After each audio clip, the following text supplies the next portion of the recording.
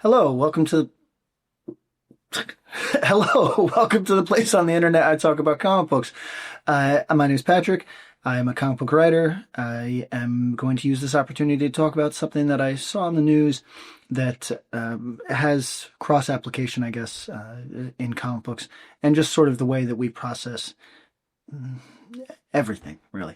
So, in New York, the other day, there was an election. I guess a primary, Democrats, Cuomo, etc. It doesn't matter. Basically, the guy who won, and forgive me, I'm very bad with this fella's name, Zoran Mamdani. The fellow that won, I had to look this up because I saw criticism that he'd never worked a straight job, never worked what most people would consider a real job, and it's a fact. And it got me thinking about these people that we trust with our futures in whatever capacity, be it, Donald Trump, who's never had a straight job, or Zoran Mamdani, who's never had a straight job. The idea that somebody who could be so far removed from the average person's experience could somehow represent the average person just seems to me, on the face of it, totally absurd, right? And this applies to comic books as well. It applies to the arts. Is art made by working class people inherently better? Of course not. And, there's Renaissance art will demonstrate that cloistered little, wonderkins having their lives financed while they get great at something can produce good work. But in 2025, are you interested in the voice of somebody who's never lifted a bag of mulch, I guess you would say? There was this thing online years ago, maybe 5 years ago at this point. Some comic book reader had offered that comic books right now are bad because the writers have, never been drunk, never had a one-night stand, never gotten a fist fight, and listed these sort of, whatever, Bukowski-esque human experiences, and lamented that comic writers don't seem to have any of that in their backstory and therefore can't write human characters, characters that would feel real to us. Now, there's a whole conversation there about what feels real, right? There's this whole world of internet people who, those experiences seem caveman-esque and unrelatable to them. And is it possible that these internet people are the majority? I don't know. We can discuss it, but for myself, comic books has this a gilded class, right? These are people who went straight into the arts after going to exclusive colleges and universities, and I don't want to badmouth them. Certainly, their contribution to comics is as valid as mine because it's a lens that they apply, right? It's also not their fault that they were born into privilege. But does it read real, would be my question to you. Because when I find out that the dialogue that I'm reading isn't just tin-eared because this writer might not be a great writer, but because perhaps they really do not spend any time with the type of characters that they're writing, it hits extra hard that it just is not something that will have any lasting resonance because it feels and reads like an approximation, a simulacra of what a normal person does.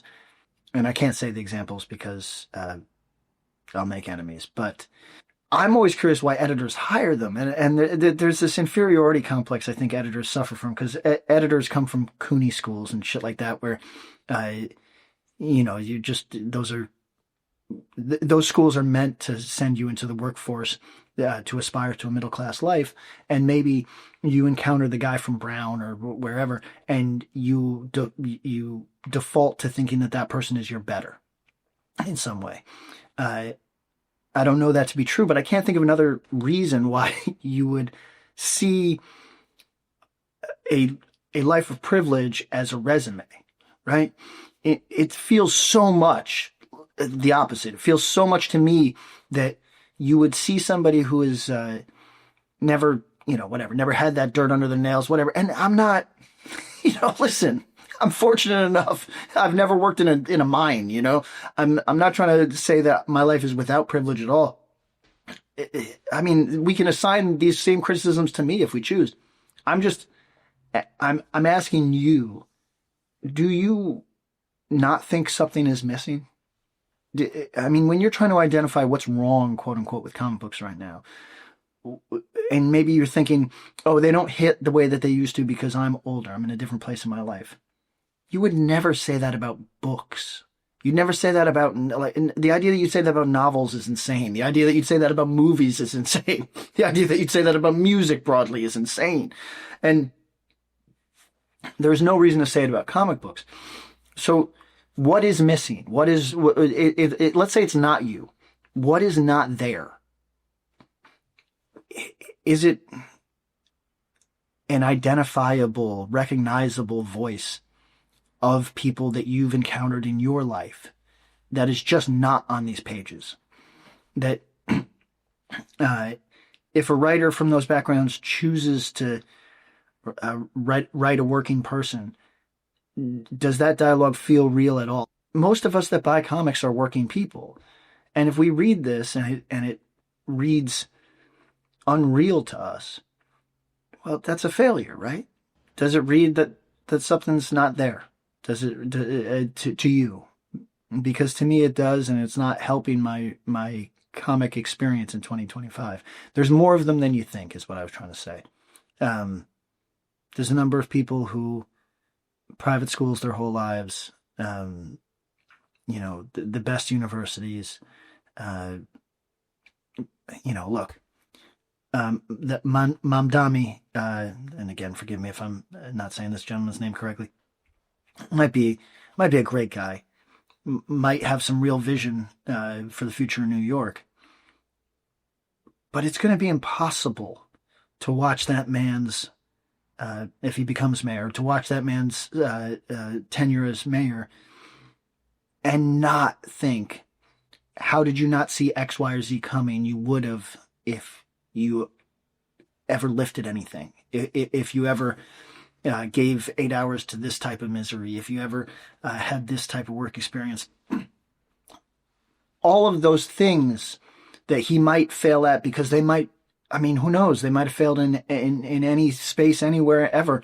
But whatever failures he has, if he is mayor, I know personally I'm going to be looking at them and going, well, yeah, I mean, somebody who worked could probably have seen that coming.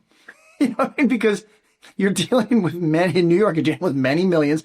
It's a playground for the rich, sure, but you're dealing with many million serfs working that land. And this idea that, again, we can apply it to Trump.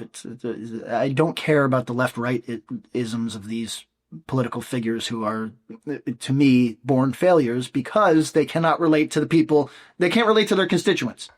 And my point is that, can these people writing for particularly the big two, where the editors are supplicant to, university degrees from Columbia or whatever. Ooh, your dad's a very important person. I guess I should give you a job. Is this not something that we could have seen coming? I guess is where I'm arriving, right? Is this idea that comics being dominated by people who don't know, well, again, I don't want to work. I'd like to become these guys. I'd like my children to be these guys, is the way I would put it. But in the meantime, I don't know. I spent a lot of time at bus stops in my life. You know what I mean? So I can at least speak bus stop. I don't like speaking bus stop, but I can do it. Can these guys do it without it seeming fanciful? I don't know. And we don't got to make it about me. Again, piss on me. You know what I mean? You don't like my writing? Piss on me. It's fine. I'm trying to make a point, a broader point about what the talent pool is, why we default to this sort of, we have a deference for people who are credentialed, but we never question the credentials. The hell do I care that you oh, you went to a fancy school. I mean, I don't know. Where'd Frank Miller go to school? I'm just, I'm wondering if this defect that we all seem to have, where we hand the ball to the person with these silly intention, like entirely made up credentials, and hope for the best. I'm wondering if that's failing us right now, broadly, but also in comic books. I personally am starting to feel like it is. That's all. Something to think about.